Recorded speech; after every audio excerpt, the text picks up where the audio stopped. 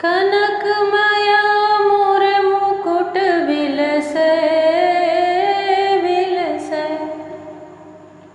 देवता दर्शन को तरसे तरसे, गगन सो सुमन राशि बरसे बरसे, बजे मोर जंग मधुर मृदंग, ग्वालिनी संग अतुल रति गोप कुमारी की, श्रीधर कृष्ण मुरारी की।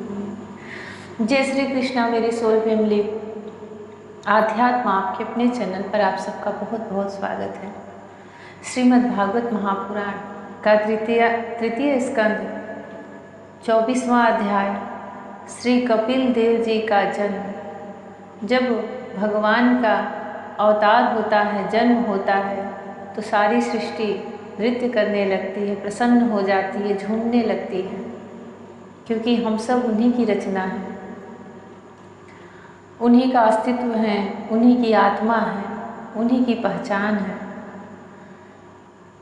भगवान के 24 अवतार में से उनके एक योग मुनि अवतार कपिल मुनि का जन्म हुआ है, जिन्होंने सांख्य योग शास्त्र की रचना की है। श्री मैत्रेय जी कहते हैं, उत्तम गुणों से सुशोभित मनु कुमारी देवहूति ने जब ऐसी वैराग्य युक्त बातें कही, तब कृपालु कर्दम मुनि को भगवान विष्णु के कथन का स्मरण हुआया और उन्होंने उससे कहा। कर्दम जी बोले, दोष रहित राजकुमारी, तुम अपने विषय में इस प्रकार खेद न करो। तुम्हारे गर्भ में अविनाशी भगवान विष्णु शीघ्र ही पधारेंगे। प्रिय, तुमने अनेक प्रकार के व्रतों का पालन किया है, अतः तुम्हारा कल्याण होगा। अब तुम संयम, नियम, तप और दानादि करते हुए श्रद्धापूर्वक भगवान का भजन करो। इस प्रकार आराधना करने पर श्रीहरि तुम्हारे गर्भ से अवतीर्ण होकर मेरा यश बढ़ावेंगे और ब्रह्म ज्ञान का उपदेश करके तुम्हारे हृदय की अहंकारमयी ग्रंथि का छेदन करेंगे। श्री मैत्रेय जी कहते हैं, विदुर जी, प्रजापति कर्दम के आदेश में गौरव बुद्धि होने से देवहूति ने उस पर पूर्ण विश्वास किया और वह निर्विकार जगत गुरु भगवान श्री पुरुषोत्तम की आराधना करने लगी। इस प्रकार बहुत समय बीत जाने पर भगवान मधुसूदन कर्दम जी के वीर्य का आश्रय ले उसके गर्भ से इस प्रकार प्रकट हुए जैसे काष्ठ में से अग्नि। उस समय आकाश में मेघ जल बरसाते हुए गरज गरज कर बाजे बजाने लगे, गंधर्वगण गान करने लगे और अप्सराएं आनंदित होकर नाचने लगी। आकाश से देवताओं के बरसाए हुए दिव्य पुष्पों की वर्षा होने लगी। सब दिशाओं में आनंद छा गया, जलाशयों का जल निर्मल हो गया और सभी जीवों के मन प्रसन्न हो गए। इसी समय सरस्वती नदी से घिरे हुए कर्दम जी के उस आश्रम में मरीचि आदि मुनियों के सहित श्री ब्रह्मा जी आए। शत्रुदमन विदुर जी, स्वतः सिद्ध ज्ञान से संपन्न अजन्मा ब्रह्मा जी को यह मालूम हो गया था कि साक्षात परम ब्रह्म भगवान विष्णु सांख्य शास्त्र का उपदेश करने के लिए अपने विशुद्ध सत्वमय अंश से अवतीर्ण हुए हैं। अतः भगवान जिस कार्य को करना चाहते थे उसका उन्होंने विशुद्ध चित्त से अनुमोदन एवं आदर किया और अपनी संपूर्ण इंद्रियों से प्रसन्नता प्रकट करते हुए कर्दम जी से इस प्रकार कहा। कर्दम मुनि के आश्रम पर सारे देवता और ब्रह्मा जी पधारे हैं। कपिल मुनि जो कपिल भगवान अवतार लिए हैं उनका दर्शन करने के लिए, और उनकी जो 9 कन्याएं थी देवहूति और कर्दम मुनि की, वह सर्वगुण संपन्न और सारी कन्याएं एक एक ब्रह्मा जी के जो मानस पुत्र थे उनकी पत्नियां हुई। उन्हीं में सबसे पुण्यमय कीर्ति जिसका आता है सुनने को, सती अनसुईया उन्हीं की बेटी थी।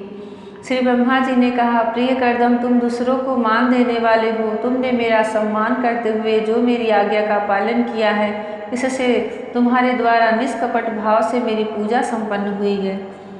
पुत्रों को अपने पिता की सबसे बड़ी सेवा यही करनी चाहिए कि जो आज्ञा ऐसा कहकर आदरपूर्वक उनके आदेश को स्वीकार करे।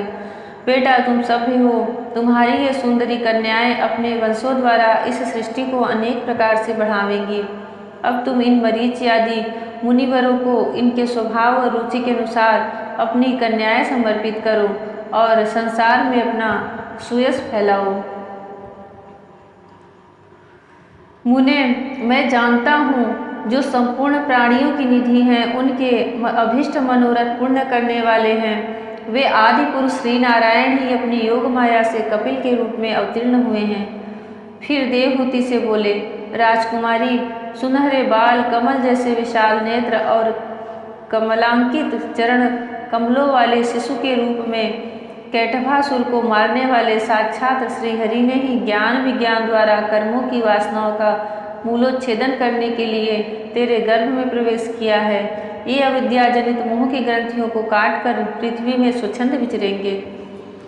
ये सिद्धगणों के स्वामी और सांख्याचार्यों के भी माननीय होंगे। लोक में तेरी कीर्ति का विस्तार करेंगे और कपिल नाम से विख्यात होंगे। श्री मैत्रेय जी कहते हैं, विदुर जी, जगत की सृष्टि करने वाले ब्रह्मा जी उन दोनों को इस प्रकार आश्वासन देकर नारद और सनकादि को साथ ले हंस पर चढ़कर ब्रह्मलोक को चले गए। ब्रह्मा जी के चले जाने पर कर्दम जी ने उनके आज्ञानुसार मरीचि आदि प्रजापतियों के साथ अपनी कन्याओं का विधि पूर्वक विवाह कर दिया। उन्होंने अपनी कला नाम की कन्या मरीचि को, अनसुईया अत्रि को, श्रद्धा अंगिरा को और हविर्भू पुलत्स्य को समर्पित की। पुलह को उनके अनुरूप गति नाम की कन्या दी। क्रतु के साथ परम साध्वी क्रिया का विवाह किया। भृगु जी को ख्याति और वशिष्ठ जी को अरुधंती समर्पित की। अथर्वा ऋषि को शांति नाम की कन्या दी, जिससे यज्ञ कर्म का विस्तार किया जाता है। कर्दम जी ने उन विवाहित ऋषियों का उनकी पत्नियों के सहित खूब सत्कार किया। विदुर जी, इस प्रकार विवाह हो जाने पर सब ऋषि कर्दम जी की आज्ञा ले अति आनंद पूर्वक अपने अपने आश्रम को चले गए। ये जितने भी ऋषि मुनि हैं, यह 9 ऋषियों के जो नाम हैं, हमारे सनातन में इन्हीं से गोत्र चले हुए हैं।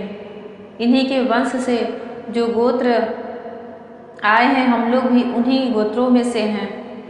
वशिष्ठ, पुलत्स्य,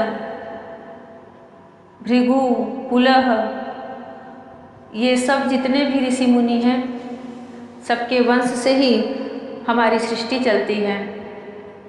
कर्दम जी ने देखा कि उनके यहाँ साक्षात देवाधिदेव श्री हरि ने ही अवतार लिया है, तो वे एकांत में उनके पास गए और उन्हें प्रणाम करके इस प्रकार कहने लगी, अहो, अपने पाप कर्मों के कारण इस दुखमय संसार में नाना प्रकार से पीड़ित होते हुए पुरुषों पर देवगण तो बहुत काल बीतने पर प्रसन्न होते हैं, किंतु जिनके स्वरूप को योगी जन अनेकों जन्मों के साधन से सिद्ध हुई सुदृढ़ समाधि के द्वारा एकांत में देखने का प्रयत्न करते हैं, अपने भक्तों की रक्षा करने वाले वे ही श्रीहरि हम विषय लोलुपों के द्वारा होने वाली अपनी अवज्ञा का कुछ भी विचार न कर आज हमारे घर अवतीर्ण हुए हैं।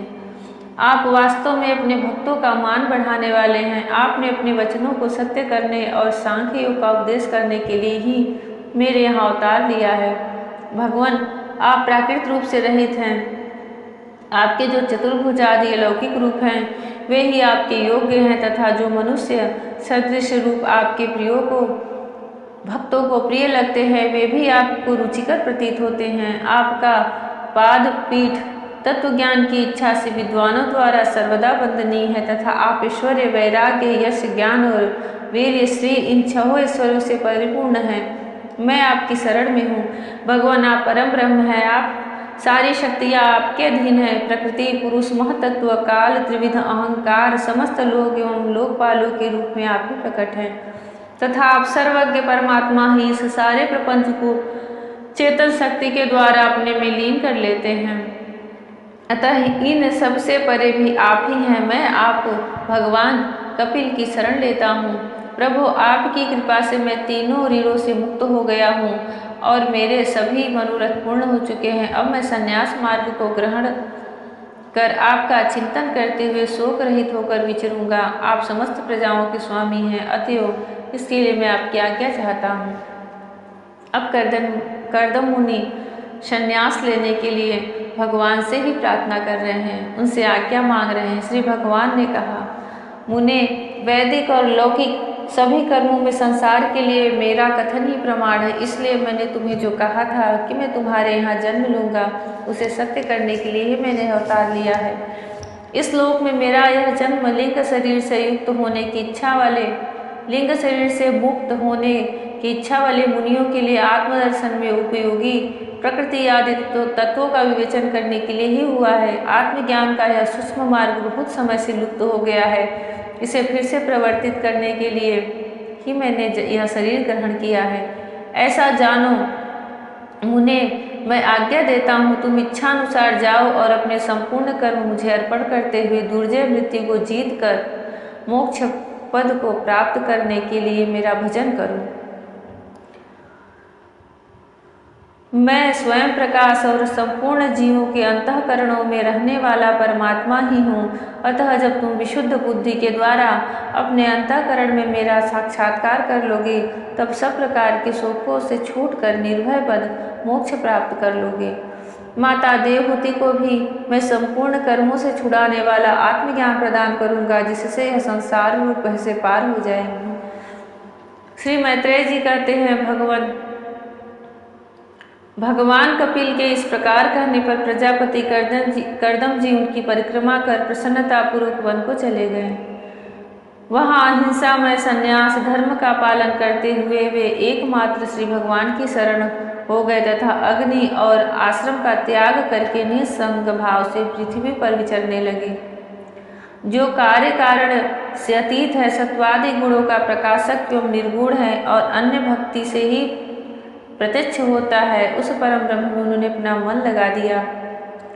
वे अहंकार, ममता और सुख दुखादि द्वंद्वों से छूटकर समदर्शी भेद दृष्टि से रहित हो सब में अपने आत्मा को देखने लगे। उनकी बुद्धि अंतर्मुख एवं शांत हो गई। उस समय धीर कर्दम जी शांत लहरों वाले समुद्र के समान जान पड़ने लगे। परम भक्ति भाव के द्वारा सर्वांतर्यामी सर्वज्ञ श्री वासुदेव में वह चित्त स्थिर हो जाने से वे सारे बंधनों से मुक्त हो गए। संपूर्ण भूतों में अपने आत्मा श्री भगवान को और संपूर्ण भूतों को आत्मस्वरूप श्रीहरि में स्थित देखने लगे। इस प्रकार इच्छा और द्वेष से रहित सर्वत्र समबुद्धि और भगवत भक्ति से संपन्न होकर श्री कर्दम जी ने भगवान का परम पद प्राप्त कर लिया। जय श्री कृष्णा। राधे राधे, हरि ओम। ऐसी भक्ति, ऐसी निष्ठा, ऐसी श्रद्धा भगवान हम सबको दे। यह प्रसंग सुनकर यह समझ में आता है कि मनुष्य को चाहे कितनी भी सिद्धियां प्राप्त हो जाएं, कितने भी भोग सुख ऐश्वर्य प्राप्त हो जाएं, परंतु अंत जो उसकी आत्मा का सबसे सर्वोच्च मार्ग होता है वह श्रीहरि की प्राप्ति ही होता है। मुनि कर्दम जी को सब प्रकार की सिद्धियां प्राप्त थी, वह चाहे कुछ भी कर सकते थे, लंबी आयु थी, परंतु उनका मन सदैव श्रीहरि के चरणों में ही लगा रहता था। सारे भोगों को, वह सारे विषय सुखों को अपनी पत्नी के साथ भोगते हुए, परंतु उनका मन एक पल के लिए भी विचलित नहीं हुआ श्रीहरि के चरणों से। जो योगी मुनि भगवान के उस परम पद को प्राप्त करते करते फिर से अपने पद से गिर जाते हैं, उनको आरूढ़ चित्त बोलते हैं। जब उन्हें अपने तप से बल से सिद्धियां प्राप्त होने लगती, क्योंकि यह प्रकृति का नियम है, जब कोई तपस्या करने बैठता है और उसके तपस्या साधना सिद्ध होने लगती है, उसके अंदर तेज आने लगता है, तो जो सिद्धियां होती हैं 8 प्रकार की, वह स्वयं भगवान ने सृष्टि में सब नियम बनाए हुए स्वयं उनके पास आती हैं कि मुझे ग्रहण करो। 8 सिद्धि होती है, 9 निधि होती है, सब प्रकार के जो ऐश्वर्य होते हैं, 6 प्रकार के ऐश्वर्य होते हैं, सब चल कर के देहधारी होकर के उन ऋषि महात्मा के पास आते हैं और हाथ जोड़कर विनय करते हैं कि आप इतने अपनी तपस्या से इतने परिपूर्ण हो चुके हैं कि अब आप हमें ग्रहण कर सकते हैं और हमें स्वीकार करके आप जहाँ जिस लोक में विचरण करना चाहते हैं, जो रूप बदल सकते हैं, वायु की तरह आकाश मार्ग में जल पे चल सकते हैं, सब पंछियों की बोली भाषा समझ सकते हैं, जितने प्रकार की जो सिद्धियाँ होती हैं, एक शरीर से दूसरे शरीर में प्रवेश कर सकते हैं, वह निवेदन करती हैं कि हमें स्वीकार लो। परंतु जो उसी जगह भगवान उनकी परीक्षा लेते हैं, वह स्वीकार करके फिर उन्हीं में रमण करने लग जाते हैं और उनकी जितनी वर्षों की साधना तपस्या रहती है, उसका जब फल पूर्ण हो जाता है तो वह फिर नया जन्म लेते हैं, क्योंकि कोई भी चीज़ अपने पाप या पुण्य से ही मिलता है। परंतु उसमें जो योग सिद्ध होते हैं, भगवान के भक्त होते हैं, वह उन्हें हाथ जोड़ करके दूर से ही प्रणाम कर लेते हैं और उन्हें स्वीकार नहीं करते, क्योंकि उनका एक लक्ष्य, एक साध्य सिर्फ श्री हरि होते हैं। उन्हें पता होता है कि यह सब सिद्धियाँ एक प्रकार से माया है भगवान की, जो हमें भटकाने के लिए, सुख तो मिलेगा परंतु श्रीहरि नहीं मिलेंगे। और जिन्होंने भगवान के उस सुख को, उस प्रेम को प्राप्त कर लिया है, उसका स्वाद चख लिया है, फिर वह किसी में भी चला जाए उसको वह तृप्ति, वह शांति नहीं मिलती। कर्दम मुनि इतना भव्य विमान अपने योग माया में आरूढ़ होकर के, स्थिर होकर के इतना भव्य विमान रचे, उसमें हर प्रकार की सुख संपत्ति थी और उन्हें कोई रोकने वाला भी नहीं था, न कोई सीमा समय तय थी, परंतु सब उन्होंने सिर्फ एक भगवान के आदेश के हिसाब से कर रहे थे।